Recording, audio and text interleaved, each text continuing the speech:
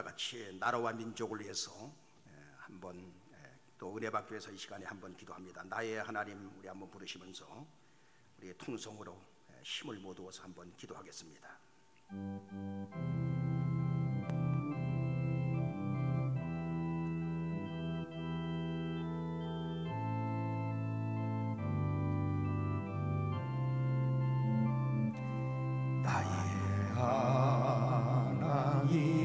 나의 하나님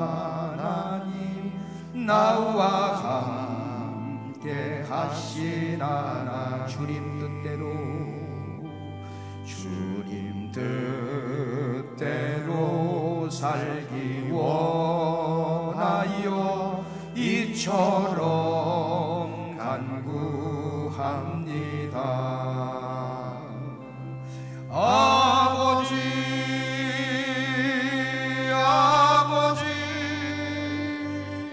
죄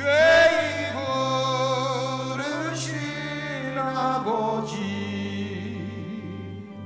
감사합니다. 늘 찬송하게 합소. 아버지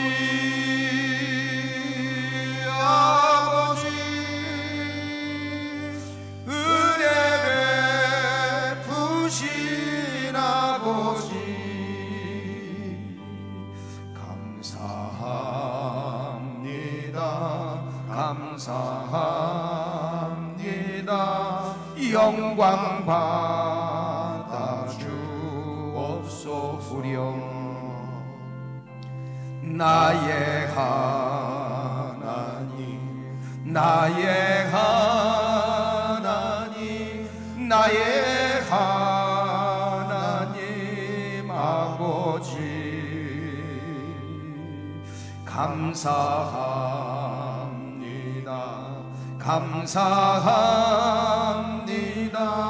진정 감사합니다. 아버지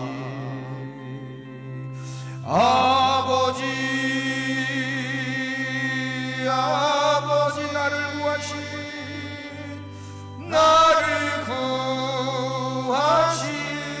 아버지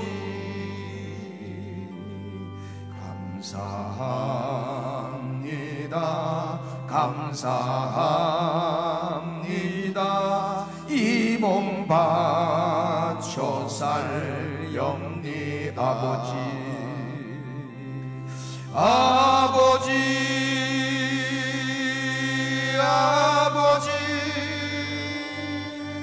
축복해 주신 아버지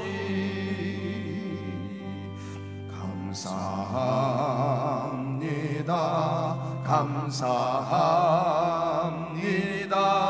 사명 감당케 합소서. 우리 다 같이 한번 기도합니다. 하나님 아버지, 오늘 우리가 이렇게 건강한 몸으로 마스크를 쓰고라도 주님 전에 나와서 이처럼 찬양하며 기도하며 말씀을 드리며 예배할 수 있도록 인도하여 주시니 감사합니다.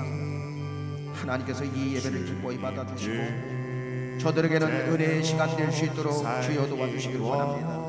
하나님 아버지, 저희들의 모든 죄를 사하여 주옵소서. 나라를 위해서 기도하지 못함을 회개합니다. 전 세계를 품고 기도하지 못함을 회개합니다. 전국 교회를 품고 기도하지 못함을 회개합니다. 하나님의 마음을 알지 못하고 아버지 하나님 살아감을 회개합니다. 주여, 우리가 마음껏 예배드릴 수 있는 것이 얼마나 감사한 일입니까? 이번에 아버지 코로나19를 통하여 전염병을 통하여 깨달아 싸우니 주여 모든 재난을 건져 주옵소서. 이 민족을 살려주시고 전국 교회를 긍휼히 여겨 주옵소서. 미국을 비롯한 전 세계를 살려주시고 주여 하나님 아버지 역사여 주옵소서. 오늘은 주일입니다. 모두가 다 아버지 하며 같은 뜻, 같은 마음, 같은 생각을 가지고 은혜 받을 수 있도록 도와주시고 은혜의 세계를 걸어가는 저들 될 수 있도록 주님 도와주옵소서. 역사하여 주시옵소서. 감사합니다. 사명 감당케 합소서. 감사하옵고 예수님의 이름으로 기도하옵나이다. 아멘. 한번 따라합니다. 죄가 더한 곳에 은혜가 넘친다. 오늘은 죄가 더한 곳에 은혜가 넘친다 하는 제목으로 두 번째 시간으로 여러분에게 말씀을 드리겠습니다. 여러분들이 오늘 이 말씀을 잘 들어서 여러분 삶에 적용을 하기만 하면 신앙생활이 초등학교 수준에서 대학원을 졸업한 것 이상으로 우뚝 성장할 수가 있는 것입니다. 바라옵고 원하옵기는 지난주 설교와 이번주 설교를 마음판에 새겨서 성령의 은혜가 여러분에게 임하게 되길 예수 이름으로 축원합니다. 아멘. 죄가 더한 곳에 은혜가 넘친다는 말은 무슨 말인가? 죄의 소굴에 들어갔더니 은혜 또한 크게 역사한다, 그런 뜻인가? 아니면 죄를 많이 진 사람이 은혜 또한 많이 받는다, 그런 뜻인가? 여러분, 그 말은 그게 아니고 우리가 신앙생활하면서 나는 얼마나 큰 죄인인가, 이것을 깊이 발견한 사람이 은혜 또한 깊이 받게 된다는 것을 말씀하고 있는 거예요.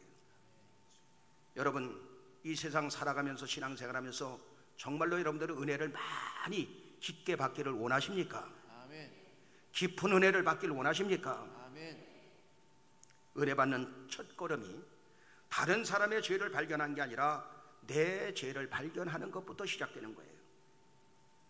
하나님의 말씀의 거울에 비춰서 볼 때 내 죄를 깊이 볼 수 있는 눈이 열리면 믿음 또한 깊은 은혜의 경지까지 여러분 들어갈 수 있게 되는 거예요.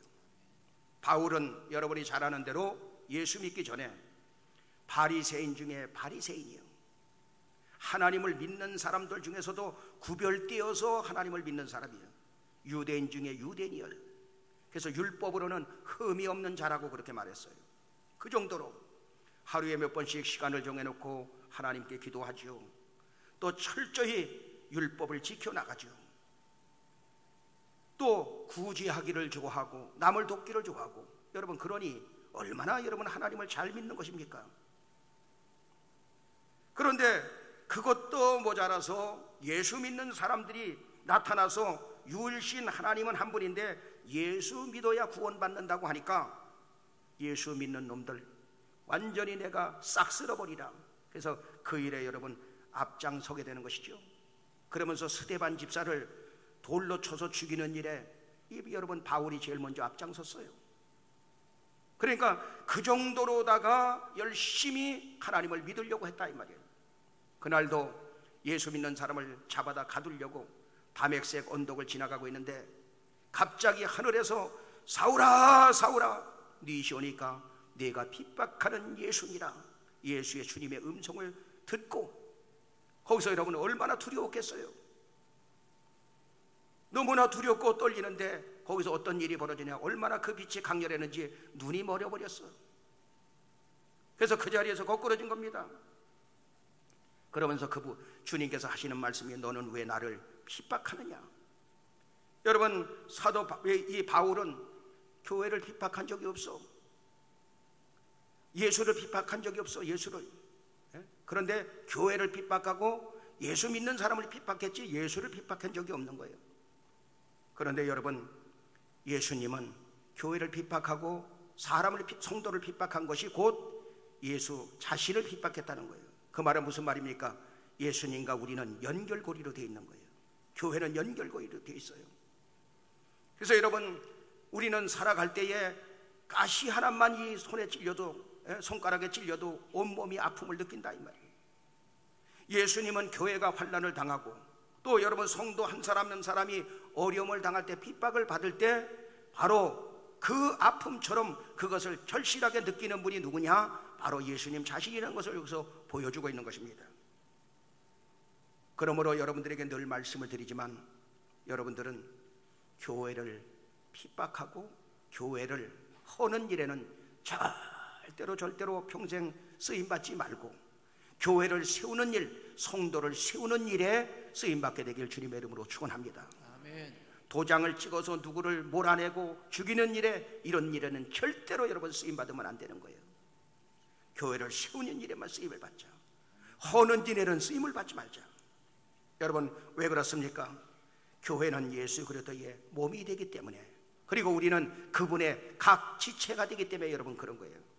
그래서 창세기 12장 3절에는 뭐라고 말씀하고 있냐? 다 같이 너를 축복하는 자에게는 내가 복을 내리고 너를 저주하는 자에게는 내가 저주하리니 땅의 모든 족속이 너를 인하여 복을 얻을 것이니라 하신지라. 아멘. 너를 축복하는 자에게는 내가 복을 내리고 너를 저주하는 자에게는 너에게 저주하리니. 그래서 여러분 예수 믿는 성도들끼리도 서로 절대로 여러분 싸우면 안 되는 거예요. 그게 다 누구냐? 이 사람도 저 사람도 다 예수님의 주님의 지체가 되기 때문에. 그래서 여러분 서로 물고 뜯으면 서로 망한다고 성경은 말하고 있는 거예요. 그래서 우리는 누구냐? 목사의 직업은 뭐냐? 여러분 축복하는 자예요. 축복하는 자. 이 강단에서는 여러분에게 축복을 비는 거예요. 또 여러분들은 만인제사장이죠. 만인제사장이 하는 일이 뭐냐?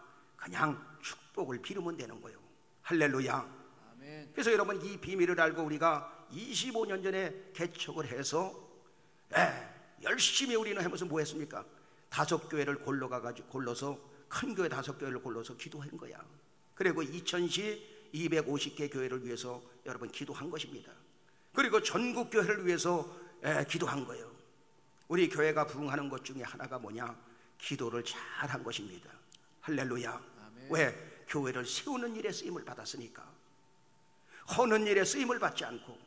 여러분 부자가 되기를 원하십니까? 그러면 여러분 부자들을 핍박하면 안 되는 거예요. 많은 사람들이 부자는 다 그냥 사기꾼 도둑놈만 있는 줄 알아. 근데 여러분 부자는 가만히 가서 살펴서 만나보면 부자가 될 수밖에 없는 이유가 있어. 거기 원리가 있다 이 말이에요. 부흥하는 교회 목사님들을 가서 서로 대화해보면 부흥할 수밖에 없는 이유가 다 있는 거야. 그래서 우리는 뭐냐? 내가 정말로 복을 받기 원하는가? 축복을 비는 사람이 되자 그 말이에요.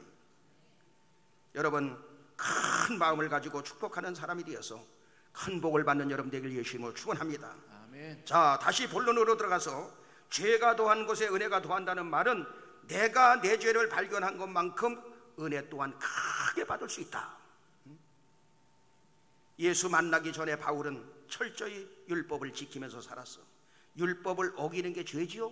그런데 율법을 철저히 지키면서 안식일을 지키고 11조 생활을 철저히 하고 시간을 정해놓고 기도하고 구제를 좋아하고 철저히 하나님을 잘 믿는 사람이었어요.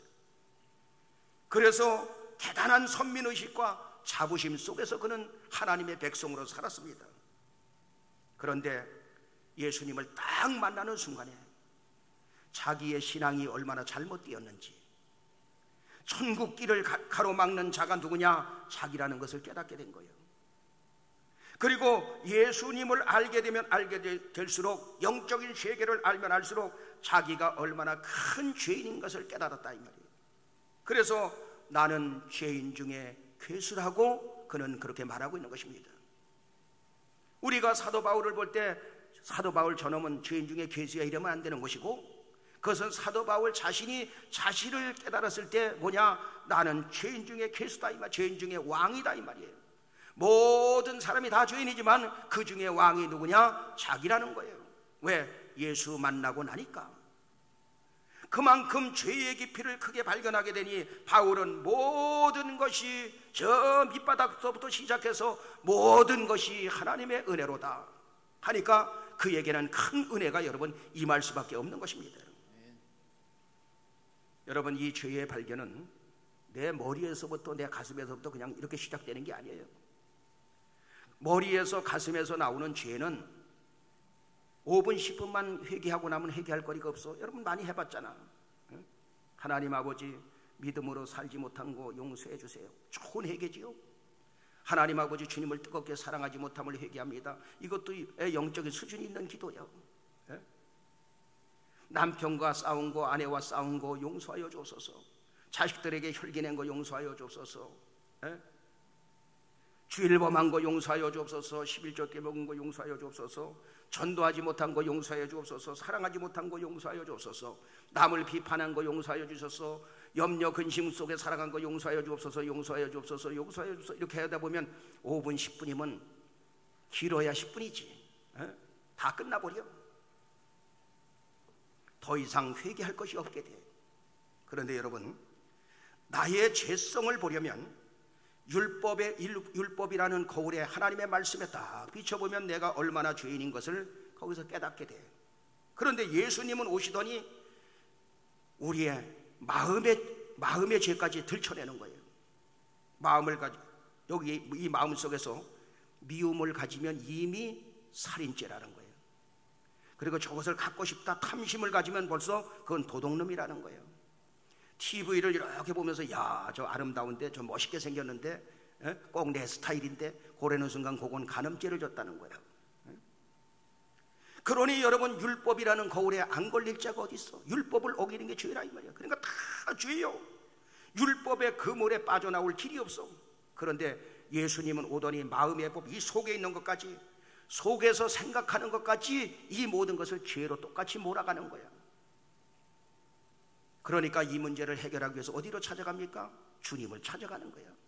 보혈의 능력, 십자가의 능력밖에 없으니 그곳으로 가는 것입니다.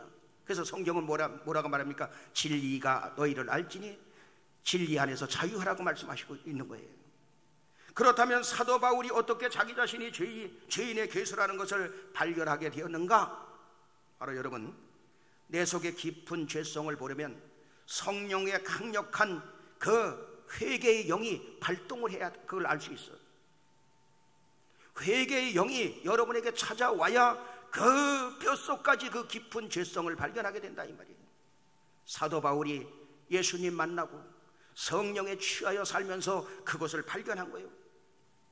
사도 바울이 보았던 그 죄성을 여러분도 보게 되길 주님의 이름으로 축원합니다. 아멘. 저는 신앙생활 첫 시작이 그렇게 시작이 됐어요. 나의 죄성을 발견한 것부터 첫 신앙이 거기서부터 시작된 거라 이 말이에요. 저는 청년 때 교회를 나갔는데 하나님이 분명히 성도들의 이렇게 사람들의 모습을 보니까 계시기는 계시는 것 같아. 저는 그때 하나님을 못 만날 때예요. 그런데 김웅열 담임 목사님께서, 원로 목사님께서 뭐라고 설교를 하시느냐? 여러분 은혜 받기 원합니까? 그러면 죄를 회개해야 됩니다. 그래서 회개해야 하나님이 만나주신다는 거예요. 그래서 회개하기 시작했는데 회개할 게 별로 없더라고. 한 몇 마디 해고 보니까 없어. 그래서 주변을 이렇게 기도하는 사람들이 주변을 살펴보니까 거기 학교 다닐 때 나보다 공부 못하는 놈들도 거기 앉아있고 현찮은 게 전부 거기 있는 거예요. 그리고 저 사람과 나를 딱 이렇게 비춰보니까 바로 교만이죠. 교만이 아주 충천한 상태죠. 그리고 막 가슴을 치면서 회개하면서 보니까 나도 저 사람이 저렇게 죄진 줄 알았어. 이렇게 보는 거예요. 그러니까 하나님 앞에 따지면서 기도하는 거예요. 하나님, 그래도 부모님께 인정받으면서 내가 지금까지 살았지 않습니까? 학교에서 선생님의 인정을 받으면서 이렇게 살았지 않습니까? 또 이웃으로부터, 친구들로부터 인정을 받으면서 이렇게 살았지 않습니까? 그리고 저희가 고등학교 다닐 때는 그 학교 앞에 그 뚝이 있어. 긴 뚝이. 그래서 거기서 몽둥이를 들고 보초를 섰는데 왜 보초를 섰느냐? 혹시 우리가 이제 7남매니까 딸내미가 6명이거든. 그래서 여자들의 그 심정을 알아가지고 혹시 어떤 놈들이 추행을 할까봐 몽둥이를 들고 보초를 섰어. 제가 밤에 가서 제가 그런 사람이에요. 그러니까 하나님 앞에 저를 딱 비춰보니까 별로 죄가 없다 이 말이야. 교만이 충천한 거지요. 그래서 하나님 앞에 기도하길 뭐라고 기도하느냐? 하나님, 저 사람들은 저렇게 죄가 많아서 저렇게 울면서 기도하지만 나는 죄가 없으니 죄를 보여줘야 회개를 할 거 아닙니까? 그러니까 한 달 20일 동안 50일 동안 새벽에 나가서 무슨 기도했냐? 그 죄를 보여줘야 죄를 회개할 것 아닙니까? 또 한 가지는 하나님이 살아계시다면 뭔가를 보여줘야 믿을 것 아닙니까? 그 다음에 세 번째는 보여주시면 내가 당신을 위해서 죽으면 죽으리라 끝까지 따라가겠습니다. 이거 세 가지. 그래서 매일 새벽에 나가서 기도하는 내용이 뭐냐? 죄를 보여줘야 회개할 것 아닙니까? 내 죄를 보여주세요. 뭔가 보여줘야 믿을 것 아닙니까? 그래야 믿어져야 믿지요. 보여주시면 내가 당신을 위해서 죽겠으니 한 번만 나타나 주세요. 바람이 와서 스치고 가든지 아니면 뭐가 더 쿡 찌르고 가든지 한 번만 나에게 보여주시면 내가 당신을 위해서 이렇게 살겠습니다. 그렇게 50일 동안, 한 달 20일 동안 새벽에 나가서 요 세 가지만 놓고 하나님 앞에 맨날 기도하고 또 돌아다니면서도 그 기도했어요. 보여줘야 믿지, 또 깨닫게 해줘야 죄를 알지 하면서 그 기도만 한 거예요. 그러다가 구역 예배 드리다가 한 20여 명이 그때 한월산에 가서 기도하다가 저녁에 모여서 매일 기도하는 거예요. 그 틈에 끼어가지고 기도하다가 성령의 불을 받게 됐어. 성령이 강력히 역사하니까 어려서부터 행동으로 지은 모든 죄를 깨닫게 되고, 그것뿐만 아니라 생각하는 것이 죄에 대한 생각이었고, 그리고 말하는 것 모두 자체가 다 죄였어. 죄에 속을 해서 그냥 죄에 묻혀서 살았다는 것을 거기서 깨닫게 된 거예요. 거기서 흩어졌을 때 저는 주님의 몸된 성전에 가서 주여, 세상에서 가장 큰 죄인이 저입니다. 한 달 20일 동안 내가 당신에게 무슨 죄를 졌느냐고 따진 거 너무너무 부끄러워서 견딜 수 없사오니 용서하여 주옵소서. 무릎을 꿇는 수준이 아니라, 고개를 이렇게 숙이는 수준이 아니라, 무릎 꿇고 기도하는 그런 수준이 아니라 너무너무 부끄럽고 죄의 짐이 무거워서 얼굴을 마룻바닥에다 대고 양손을 바닥에다 붙이고 납작 엎드려서 이렇게 매일매일 하나님 앞에 기도했어. 너무 죄송해서 무릎 꿇는 게 너무 죄송해. 그러니까 납작 엎드려 가지고 하나님 앞에 그렇게 기도한 거예요. 거기서 많은 은혜를 하나님께서 저에게 허락해 주었어요. 이 죄의 짐이 무거운 짐이 얼마나 무거운지, 예수님이 우리의 모든 죄를 짊어지시고 겟세마네 동산에서 어떻게 기도했을까? 제 생각에는 예수님은 무릎 꿇고 기도한 게 아니야. 납작 엎드려서 죄의 그 무거운, 그 인류의 무거운 짐을 지고 그 얼굴을 바닥에 대고 두 손을 바닥에다 대고 깔면서 그렇게 기도하신 거예요. 그 성경에 뭐 어떻게 기도했다 나오진 않아. 근데 그거는 제가 받은 영감이요, 그렇게 기도한 거예요. 그러니 여러분, 죄의 무거운 짐이 누르는데 힘을 쓸 수가 없어. 하나님 아버지, 제 손가락에 힘을 주세요. 그러면 힘이 와. 하나님 아버지, 허리에 힘을 주세요. 무릎에 힘을 주세요. 다리에 힘을 주세요. 앉을 수 있도록 도와주세요. 걸어 다닐 수 있도록 도와주세요. 그럴 때마다 나에게 무거운 짐이 벗겨지면서 힘이 오면서 그대로 행동하게 되더라 이 말이에요. 거기서 제 자신이 깨닫게 된 게 뭘 깨닫게 되냐? 안고 일어서는 것이 하나님의 은혜로구나.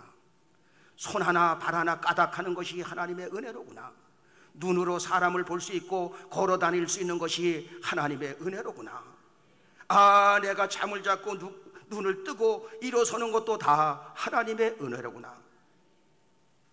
내가 생각하고 말하는 것, 이 모든 것이 하나님의 은혜요. 이 모든 것을 깨닫게 되니 교만하고 싶은 생각이 완전히 사라져버린 거예요. 완전히 부끄러워졌어. 우쭐하고 싶은 생각도 다 사라져버려. 그때부터 모든 것을 하나님 앞에 물어보면서 신앙생활을 한 거예요. 자, 그날 교회에서 윷놀이를 합니다. 윷놀이를 해. 그럴 때 기도하는 거야. 하나님, 저게 전체가 모여서 저렇게 윷놀이를 하는데 저도 가서 갈까요? 이라고 물었어. 근데 여러분, 그렇게 성령에 충만한 사람이 여러분 거기 가서 윷놀는데 재미가 있겠어? 그런데 내 마음속에 너는 가고 싶으냐? 가고 싶은 생각이 전혀 없습니다. 네 마음대로 해라. 그래서 여러분 안 갔어. 항상 물어보면서 했어. 그랬더니 나중에는 너에게 자유함을 줬으니 자유함 속에 살아라. 그래서 그 다음서부터는 꼭 필요한 것만 하나님 앞에 물어보고 그냥 그렇게 살았다 이 말이에요. 왜? 모든 것이 하나님의 은혜라는 것을 깨달아서.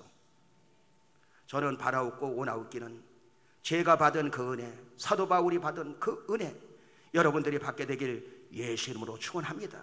아멘. 그때 영적 성장이 거기서부터 쫙 일어나게 된다 이 말이에요. 그때부터는 뭐 착하게 살아라, 뭐 어떻게 살아라 이유가 없어. 그래 할 필요가 없어. 남을 뭐 욕하지 말아라, 남에게 미워하지 마라 이런 말도 할 필요가 없어. 왜? 나의 모든 것을 성령의 거울로 비춰봤으니 여러분 교만하고 싶은 생각조차 없어진다 이 말이에요. 그냥 영적 성장이 그대로 이루어지는 것입니다. 모든 만민들아, 우리 한번 부르겠습니다.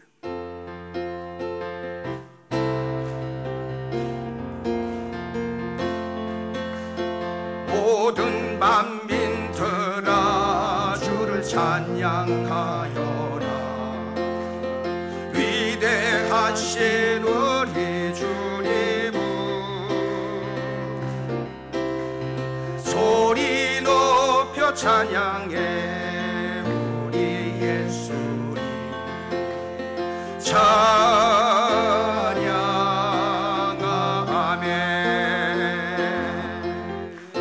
장미주 할렐루야 장미주 할렐루야 할렐루야 아멘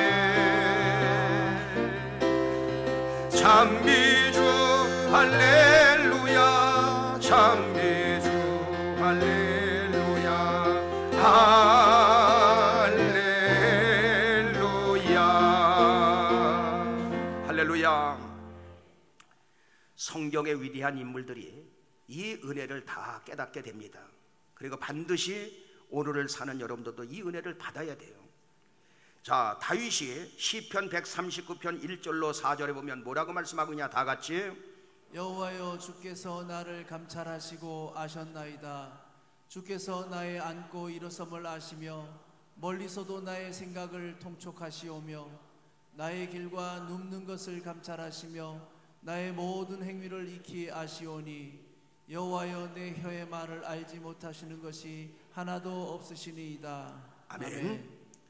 주님께서 나를 감찰하시고 아신다는 말은 내가 태어나서 지금까지 모든 것을 아시고 하나님이 함께 하셨다는 것입니다. 앉고 일어서는 것이 하나님의 은혜요, 잠을 자고 눈을 뜨는 것도 하나님의 은혜요, 내가 움직일 때마다 내가 행동할 때마다 배후에서 주님께서 도와주셨고 내가 말하는 것까지 다 아시고 그 말이 땅에 떨어지지 않도록 열매를 맺게 해주시는 분이 하나님이었다는 것입니다. 아멘. 여러분 그 사실을 믿습니까? 아멘. 다윗이 바로 이것을 깨달은 거예요. 다윗도 똑같이 은혜가. 다윗이 이러한 고백이 나올 수 있었던 것은 다윗은 죄의 깊이를 아는 사람이었어요. 다윗은 충신 그 우리아를 전쟁터 일선에 갖다가 보내서 죽여버리고 아무도 모르게, 그리고 그의 아내 밧세바를 합법적으로 취하여 아내를 삼습니다. 아내로 뺏어버렸어. 그런데 하나님은 그것을 아시고 일거수일투족을 다 하시는 하나님께서 나단 선지자를 갖다가 급파해버리죠. 그리고 비유로 말씀할 때 여러분 나단이가 비유로 말하니까 뭐라고 말합니까? 그런 놈은 가서 죽여야 된다고. 근데 그게 바로 당신이요 라고 할 때 거기서 그냥 그 자리에서 무릎을 꿇고 회개한 눈물을 흘리면서 거꾸러져 버렸어요.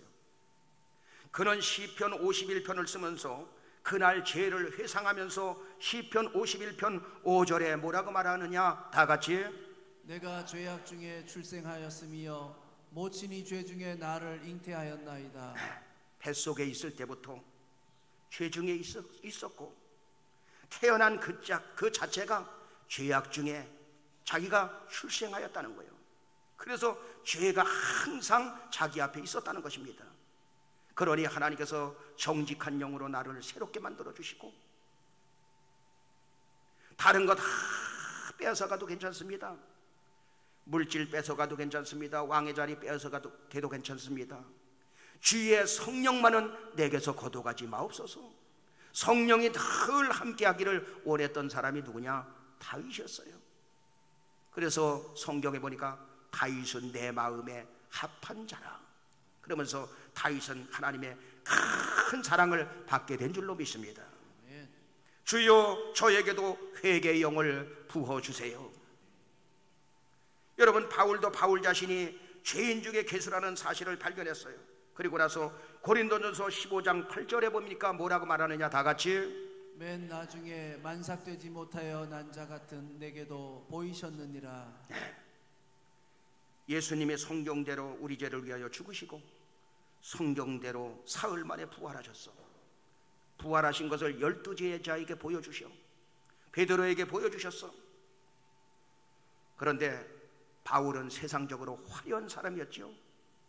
자기의 학벌을 자랑하고 가문을 자랑하고 그것을 자랑하던 그러한 사람이었어요.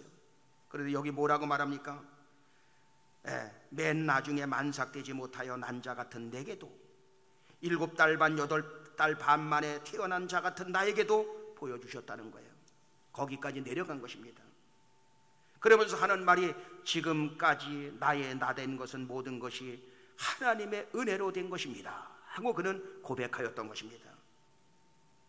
그러므로 말미암아 죄가 더한 곳에 은혜가 더욱 넘쳤다는 말은 내가 죄의 깊이를 발견하면 발견할수록 은혜의 넓이와 깊이를 알게 되니 모든 것이 하나님의 은혜가 된다는 것입니다. 아멘. 믿으시면 아멘. 아멘. 여기서 영적 성장이 일어나는데, 죄의 깊이를 깨달은 사람은, 알게 된 사람은 첫째, 남을 정죄하지 않습니다. 성경은 남을 정죄하지 말라고 말하지만 그냥 이 세계를 깨달은 사람은 남을 정죄하지 않아. 서기관 바리새인들이 현장에서 가늠하다 잡힌 그 여인을 데려와서 율법에 돌로 치라고 했으니 돌로 칠까요? 라고 말하자 예수님이 죄 없는 자는 돌로 쳐라. 그러면서 땅에다 뭐라고 써?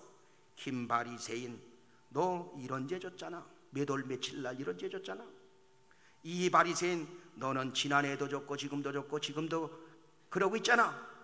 써놓은 거예요. 슬금슬금 다 피해고 하나도 한 마리도 안 남았어.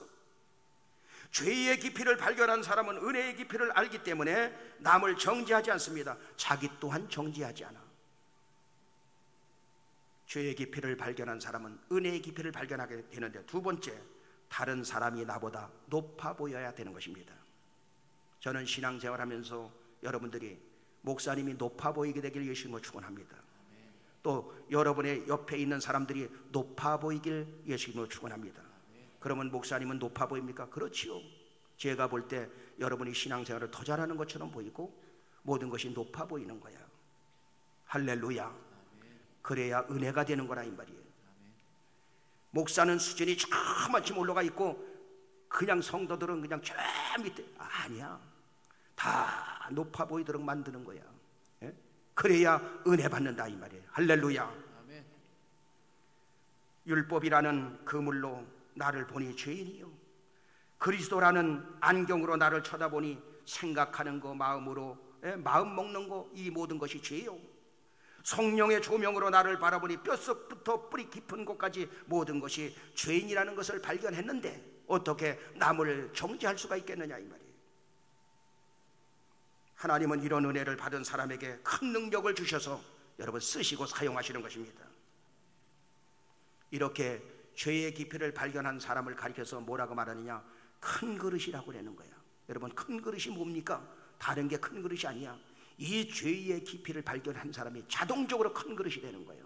할렐루야. 아멘. 세 번째, 모든 것이 은혜라는 것을 깨달아지는 것입니다. 죄의 깊이를 발견하게 되면 뼛속까지 모든 것이 하나님의 은혜라는 것을 깨달아죠. 그래서 가난한 집에서 태어난 것도 은혜요, 부모님 없이 태어난 것도 은혜요, 부잣집에 태어난 것도 은혜요, 시골에서 태어난 것도 은혜요, 도시에서 태어난 것도 은혜요, 배운 것도 은혜요, 못 배운 것도 은혜요, 식구가 많은 것도 은혜요, 식구가 없는 것도 은혜요, 혼자 사는 것도 은혜요. 모든 것이 다 은혜가 된다 그 말이에요. 여러분, 그 사람과 하나님이 동행하시는 것입니다. 그 사람과 동행하는 거예요. 주님이 동행하시니 기쁘고 은혜가 넘친다 그 말이에요. 정리하겠습니다. 하나님은 왜 우리에게 너는 죄인 중에 괴수라는 사실을 발견하게 하는 것일까? 그릇을 키워서 더 큰 은혜 주시려고, 그릇을 키워서 더 큰 복을 담아주시려고, 그릇을 키워서 더 크게 쓰시려고 여러분들 모두는 내 죄의 깊이를 모두가 발견해서 첫째, 다른 사람을 정죄하지 않고 긍휼의 은혜가 임하길 바랍니다. 두 번째, 다른 사람이 나보다 높아 보이므로 나는 겸손하게 되니 하나님께서 큰 은혜를 부어주시고 또 하나님이 여러분을 높여주시게 될 줄로 믿습니다. 세 번째, 모든 것이 하나님의 은혜라는 걸 알고 은혜를 아니 은혜 속에 은혜가 임하는 거예요. 그래서 은혜의 세계를 늘 걸어가는 여러분 되시기를 예수 이름으로 축원합니다. 찬송가